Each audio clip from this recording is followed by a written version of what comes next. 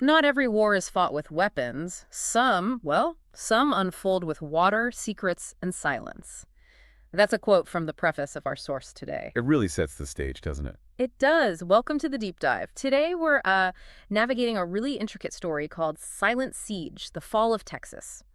It's historical fiction, but it draws on some pretty concerning real-world trends, it seems. Definitely feels grounded in certain possibilities, even if it's fictionalized. Right. So think of this as our mission, cutting through the noise to get at the core threats facing Texas in this narrative, the surprising strategies being used, and also the people trying to push back. Because, the source suggests this idea of a silent siege, targeting Texas's economy through maybe its most basic vulnerability, water. Water. Okay, so let's start there. The story opens with this idea of a foreign plot. What's that about?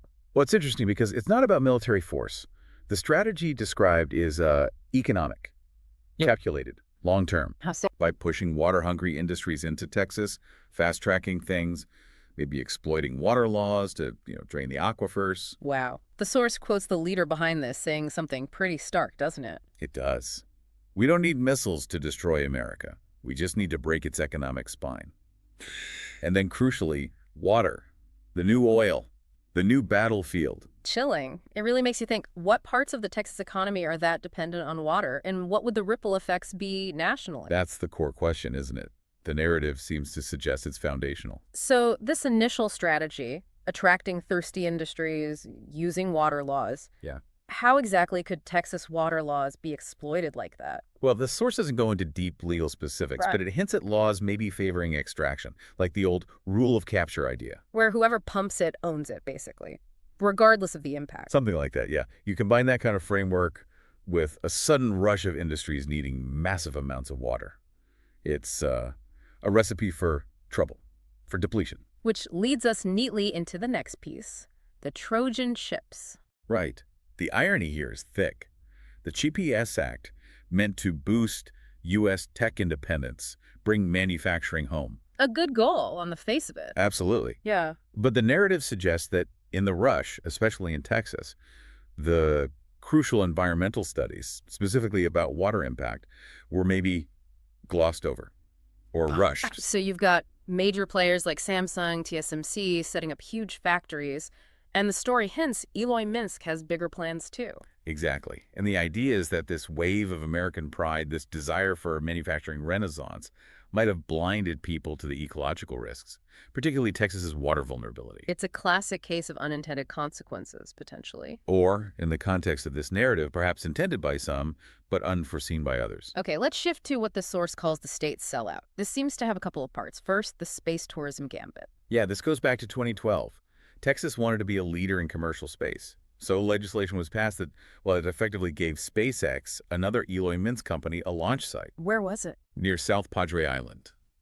A sensitive environmental area, apparently, and there were protests even then. But the narrative implies there was more to it than just space tourism. It suggests space tourism was maybe the cover story, that the real aims were potentially more sinister, dominating orbit communications. And maybe getting easier access to Texas resources like water with less oversight. That's the implication, yes. Yeah. It makes you wonder about the regulatory side, what was bypassed or weakened to attract that industry. Okay. And the second part of this state sellout, the Californian exodus. Right. You had all these Silicon Valley bigwigs, led again by Eloy Minsk in the story, moving to Texas. Why Texas? Lower taxes, less regulation, cheaper land. Pretty standard reasons, really. Seemed like a huge win for the Texas economy. But the downside, according to the story, The downside was the enormous demand for water these companies and people brought with them, potentially pushing regions past their sustainable limits. and the source makes a curious point about California's reaction or lack thereof.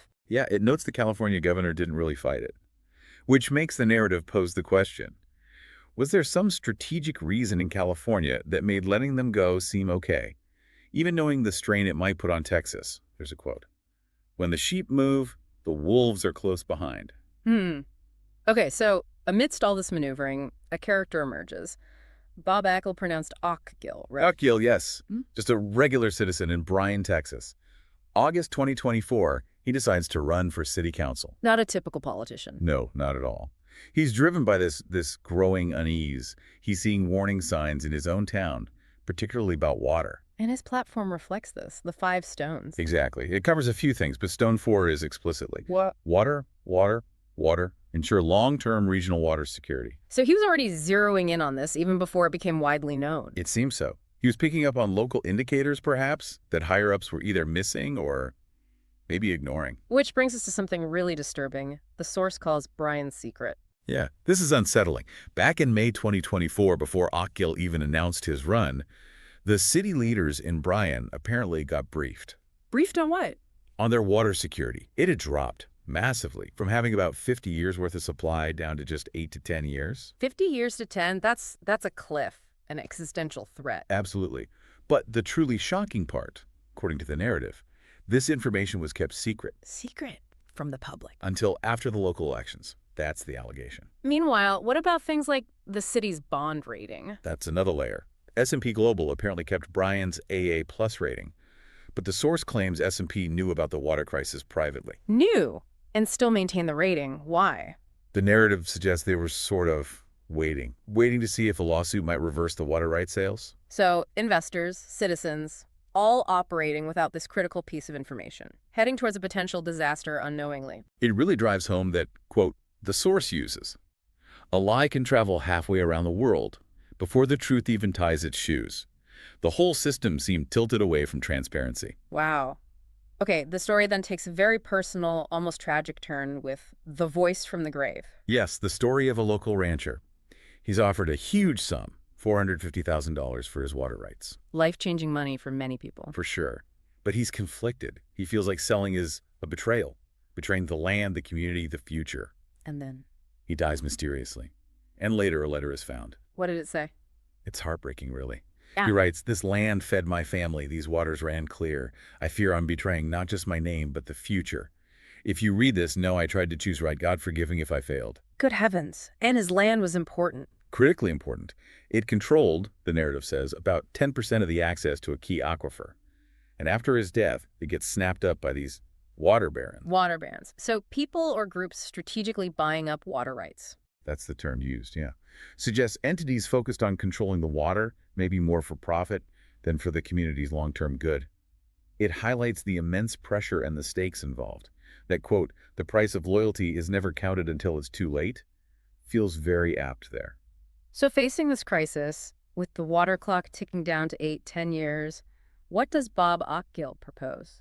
He puts forward a really ambitious plan, a huge pipeline, like 21 feet in diameter, running from the Gulf of Mexico all the way to Dallas. From the Gulf, so desalination would be involved. Exactly, using desalination plants, and the source specifically mentions Israeli technology. Akil argues it could provide sustainable water. What about the cost? Sounds expensive. Surprisingly, his estimate, as presented in the source, is low, just 20 cents a day per person. But there's a catch, isn't there? The timeline. It's a critical factor. Building something like that takes time. The estimate, 8 to 10 years. The exact same window they have before the aquifers run dry, according to the secret report. Precisely. It's a race against time. Hugely high stakes for the whole region. And the narrative really stresses the economic importance of this region, Central Texas. Well, absolutely. Generating half of the entire state's GDP. A collapse there, due to lack of water, wouldn't just be a Texas issue. It would hit the whole country, impact global standing. That's the implication. Yet, the story notes that, publicly, Texas leaders are still projecting optimism. A real disconnect. It makes that line resonate. A nation's strength lies in its invisible foundations, like water.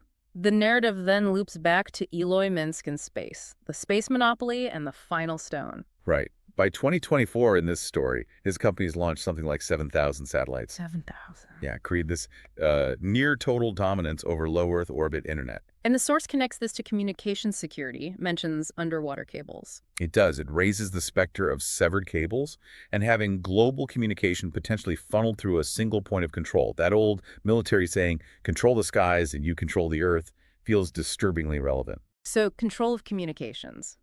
And the source also calls space the new gold rush. How does Akil fit into this? Well, consistent with his focus on community benefit, Akil proposes a Texas Spaceport Trust The idea being. to make sure the profits from all these launches benefit the people of Texas, not just, the monopolists building these empires. He draws a parallel, doesn't he, between space monopolies and water barons. He does. The source quotes him, "The riches of space should not become the monopoly of a few, but the heritage of many." He sees both as potentially bleeding Texas dry if left unchecked. Fascinating connection. Okay, so what happens with Ockgill's city council run in May 2025? How does that play out? Well, his campaign is very unconventional. No TV ads, no yard signs everywhere, just direct voter contact, person to person. And the result, did he win? He didn't win the seat, no, but he got 20% of the vote, which sounds small, maybe, but it translated to nearly 1,000 actual votes. Significant support for an outsider with that kind of message. How did he view the outcome himself? The source includes his perspective. He's quoted saying, "I didn't run to win an office. I ran to give a warning. If God is in this, yard signs won't save us. Only truth will." So he saw it as mission accomplished in a way, casting his stones, as the narrative puts it. Yeah, making the giants tremble, perhaps. It frames it not as a loss, but as making a stand. Victory is not always in the winning. Sometimes it's simply in standing. So how does the story leave things, the epilogue? It paints a pretty grim picture, honestly. Dry fields, low rivers, a palpable sense of anxiety, but also maybe the beginnings of awareness, a waking up. And Ockgill. We see him reflecting, looking through his journal. He finds an entry from April 2025, referencing a passage from the book of Joel in the Bible. Joel 1, what's that about? It talks about a crisis, locusts, drought, and calls for a community-wide fast, crying out to God for help, gathering everyone, elders, children. And Ockgill added a note to this entry. A very personal note in the margin. It reads, "You really know how to get our attention. Just cut off food and water. Thank you that you leave the option open to cry out to you." It goes on to talk about God consecrating the fast and gathering the people. It's a moment of profound reliance on something beyond human plans. A turn towards faith in the face of overwhelming crisis. Exactly. And the narrative ends with his whispered words, 5 stones against the giants. And then this final thought. Remember the Alamo, but also remember Bryan. Implying the fight isn't over. Not at all. It's just begun. And it closes with that powerful quote, "One man with courage is a majority." Okay, so let's try to pull the threads together from this deep dive into Silent Siege. What are the big takeaways? Well, I think the biggest is the interconnectedness. How water scarcity isn't just an environmental issue here, but it's woven into, well, everything. Foreign strategy, tech booms, space exploration, local politics. Right, things you wouldn't normally link, chip factories, spaceports, water rights are presented as part of one potentially devastating strategy. And the deceptive tactics highlighted. The secrecy around the water report. The potential misdirection with space tourism. It really underscores the theme of a silent siege. And then there's the human element. Bob Ockgill, showing how one person, an ordinary citizen really, can spot the danger and try to sound the alarm. Yeah, his story is central. The aha moment for me is seeing how local action, even if it doesn't result in immediate political victory, can be crucial in raising awareness and challenging powerful narratives. It certainly gives you, the listener, a lot to think about. This narrative, even though it's fiction, pushes you to consider vulnerabilities that might be hiding in plain sight. Definitely. It makes you ask, what are the silent sieges potentially happening elsewhere? What crucial foundations like water in this story might be overlooked in our own communities or systems because everything looks strong on the surface? It's a provocative thought to end on. What are we not seeing? And what's the power of just one person paying attention and having the courage to speak up? It really leaves you considering the unseen battles all around us.